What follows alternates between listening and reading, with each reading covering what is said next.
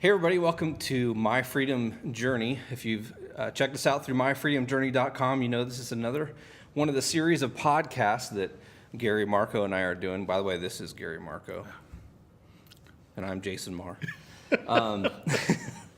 We forget to introduce each other at times. I'm the bit player of the group, I guess. Absolutely.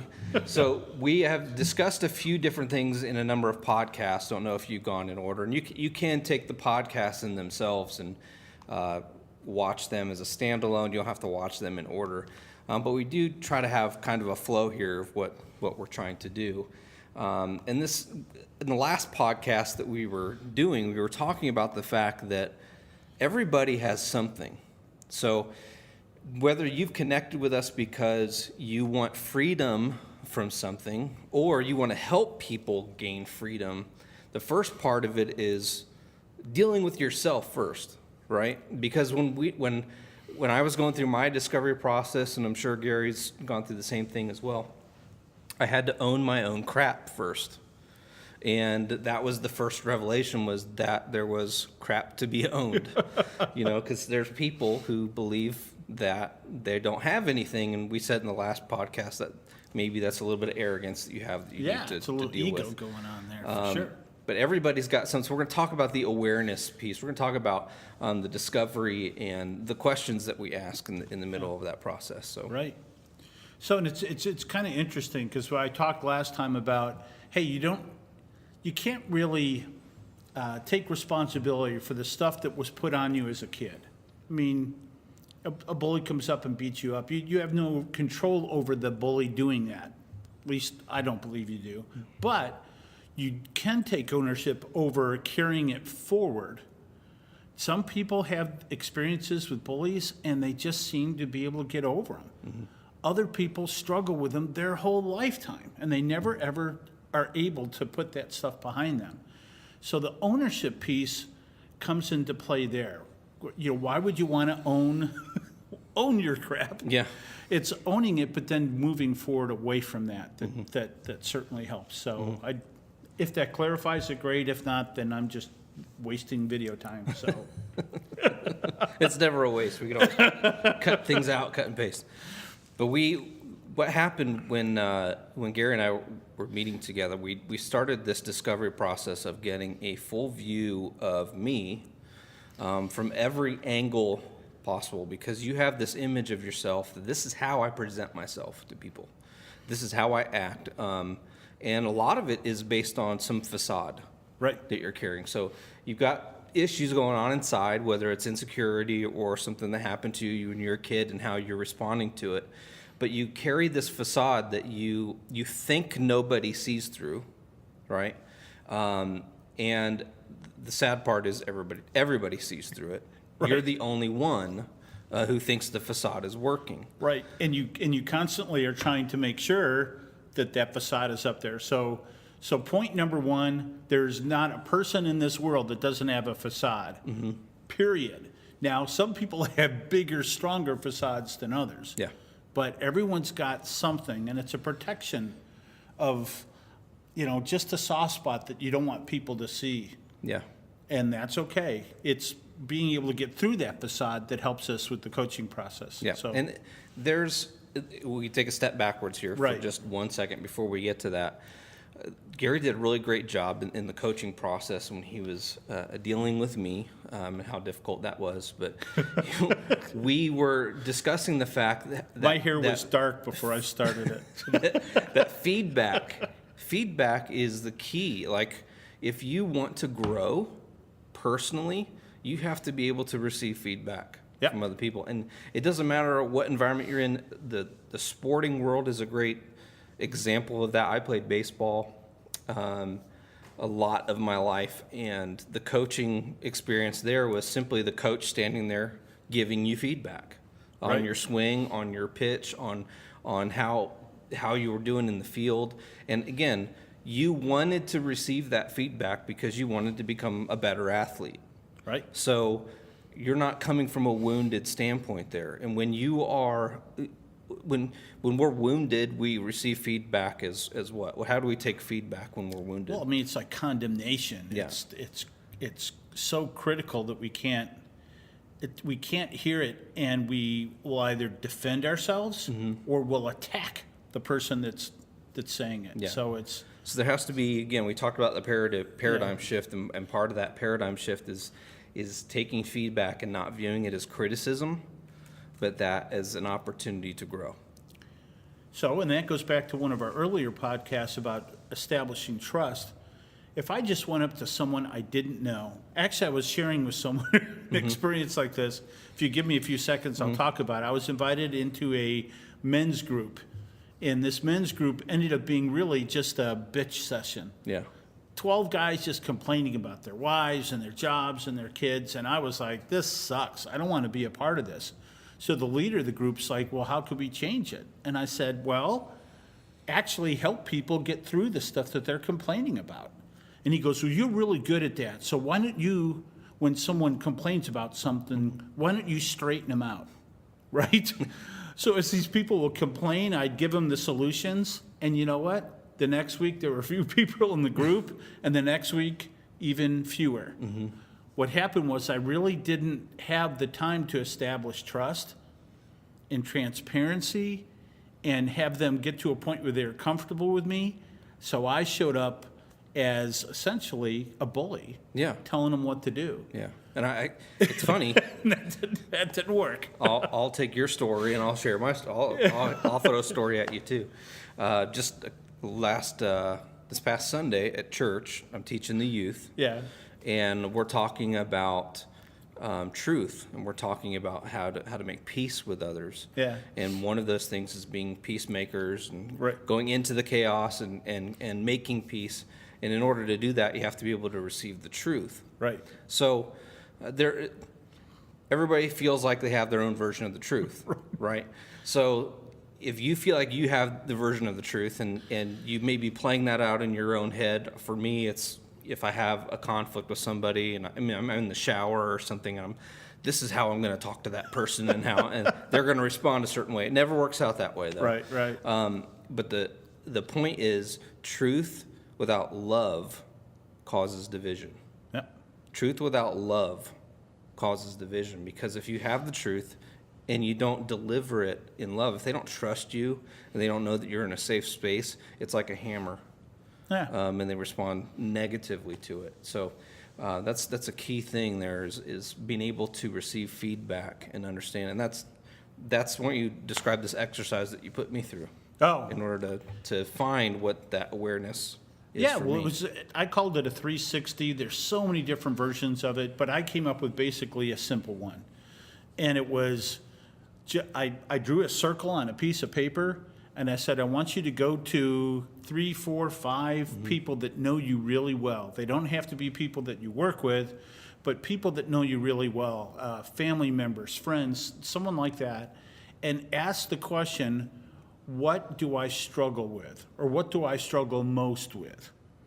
And have them respond to that, making sure that at the beginning you say, I am not going to react to anything you say, because you don't want to put that in their space, because then people will go, oh, there's nothing really bad about Jason. They He's wanna hurt just your feelings. wonderful. Yeah.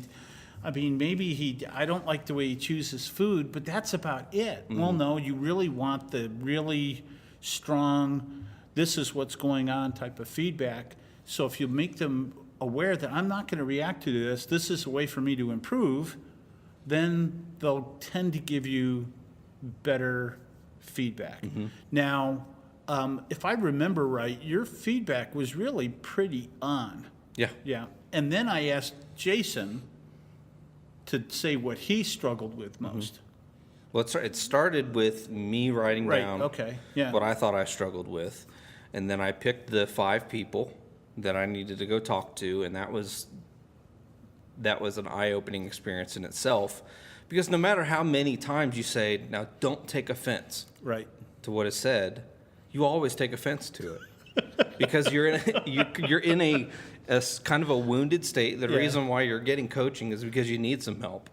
And that's part of the problem. Yeah. Is we don't want to accept the truth. We don't accept what is reality. Now, I'll say this, because some of you may feel like you're truth tellers and you're going to listen to this podcast and go run around saying, you know, that's all I need to do is give people feedback and I need to give them the truth and everybody will change. Tell them the truth. Yeah, they're going to run from you, Yeah. and you're going to lose a lot of friends that way. I'm just trying to think of a quote. When it comes to my head, I'm going to say it, but keep going. Okay, we took all this stuff and we put it up on the whiteboard, and there were so many things that I agreed with all of them. Right. Because they hurt. Okay, so ready for this? Yeah. Unsolicited advice is seldom heeded and often despised. Say it again. Unsolicited advice is seldom heeded and often despised. So that's the truth teller. Yeah, that's the truth teller. Yeah. I'll tell you what you need to do. Right. But we went through this process, and I saw all the stuff that people wrote down. Some of them wrote more than others. But again, I did go to them in the process because I understood. I really wanted them to be honest. Right. And I had to make them feel comfortable as well. That, hey, this is Gary told me, just blame it on me. Blame it on me. Blame it on me. And so I do the same thing when I'm coaching people. Just blame it on me. Just tell people that you're going through a personal growth experiment, and this will not offend you. And when you set up that type of environment where you know that it's a feedback experiment and it's not going to offend you, people are more likely to give you the honest answers that you're looking for. Right. Awesome. Yeah. So that was the process that we went through, and it was really like when you brought that back and we just started going over it. Just explain how you felt when we kind of flipped your thought process upside down. Well, I was hurt by it, and again, no matter how many times you say don't be offended by it, it still stings. Sure. But what it was doing, it was putting a laser focus on where I was really wounded, what the actual issue was, because, and again, the problem that I thought I had was not the problem. It was just a behavior that I was doing that was a fruit of the problem. Right. So understanding what the problem was really launched me in a different direction. It gave me the opportunity, should I choose to do it, to grow. Right. And it's always that's where personal responsibility shows up, not only in owning the crap, but then at the same time saying, okay, now that I know what it is, if I'm going to move forward, I have to move forward. Yeah. It's not, well, I can't do it because so-and-so and so-and-so and so-and-so did this to me. Yeah. It's really just getting to that place where you're not looking back and you're really not necessarily looking forward. You're looking at today and saying, you know what, today I'm going to choose this. Mm-hmm. And then when tomorrow shows up, which of course I guess it never shows up because tomorrow never gets here, right? But when that next day shows up, it's like, okay, I'm going to choose today. And I'm going to choose today. And if you do that frequently enough, you can get over stuff. Yeah. So, And it's a good exercise to have because, and just like when you physically exercise, you can tell by looking at me, I exercise all the time. But you can, what are you laughing at? I'm agreeing. Okay. I'm agreeing. To take it back to the baseball analogy, Yeah. you can go to practice, you can swing the bat, you listen to the coach and all that stuff, but you are still the one that has to walk up to the plate. Right. You're still the one that has to face the pitcher, and if you don't swing the bat, you're not going to get a hit. You don't take the bat. Take the bat off your shoulders. You're the one that's got to do it, and you've got the tool in your hand, but unless you use the tool, you're never going to be successful. And that was really how I was set up too to be successful. Was my employer telling me, we're going to invest in you, we're going to give you the tools that you're going to need to heal and to recover and find out what's going on. But if you don't use them, Yeah. we're going to have to talk about you being employed someplace else. Right. And I couldn't help but to agree with that. Sounds That's absolutely fair. Yeah. And usually in this process as well, in the coaching experiences that I've had since my recovery and talking with people, it mirrors itself that way, where people, you'll give them the tools, you'll clearly show them what the problem is, and you might never ever hear from them again. Right. And you'll find out a few months later they're still back in that same behavior, and it's simply because they have the tools, they just chose not to use them. Right. And it's funny because I had an experience with this different scenario, but we can go back and say change rarely occurs until the pain of staying the same exceeds the pain of change. Mm-hmm. So people will say, it hurts too much to be in my spot, so I'm going to change. Mm-hmm. But that doesn't mean that later on down their journey that staying the same feels as painful. Yeah. So that may stunt their growth at that point until they feel the pain again, which is right. When they revert back completely to old behaviors. Mm-hmm. What I would love to see my students learn is you don't have to go through the pain. You don't have to feel the pain to move forward. Yeah, maybe the first or second time you go through it, yeah. But if you know that the alternative is better than where you're at, then you don't have to feel the pain before you make the move. Mm-hmm. And people that have a lot of emotional intelligence and people that are on that personal growth trajectory are the ones that are constantly saying, before I'm in the gutter, I'm going to change. I don't have to get in the gutter every time before I do it. Right? So just a thought when it comes to the change process. So I hope you enjoyed today's podcast.